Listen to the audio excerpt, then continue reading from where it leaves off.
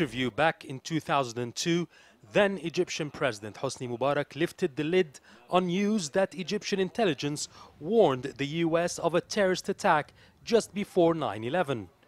An Egypt operative had infiltrated Al-Qaeda and passed on the information. The US response was not serious, saying they had no details to build a case on. Maybe 9/11 could have been averted, but most experts believe it would have still happened. The US was not serious because they were never targeted back then by terrorist groups, simply because they are the ones who created the terrorists. The US created Al-Qaeda from A to Z to defeat the Soviet Union.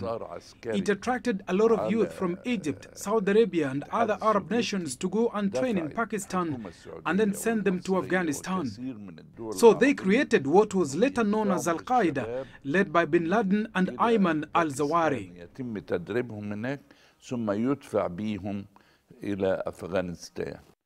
This raised questions over the cooperation between Egypt and the US in fighting terrorism.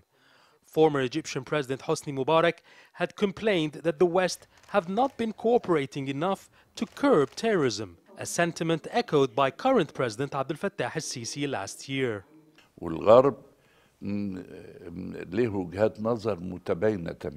The West have their own definition.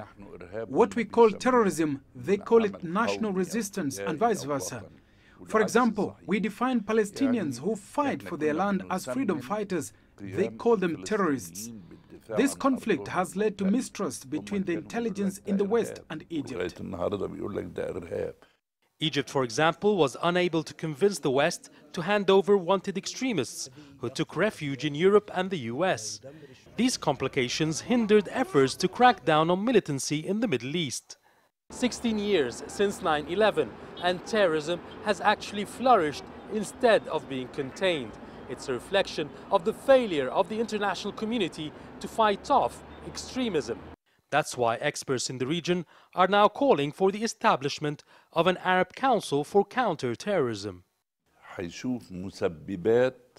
Such a council will coordinate between Egypt and other Arab countries like Saudi Arabia, Tunisia and the rest. We will analyze how these groups recruit members, their funding and training. In short, an Arab Council can adopt a unified strategy, not only to fight militants, but also to block any form of support for terrorist groups and deny new members from joining it. Yasser Hakim for CGTN, Cairo.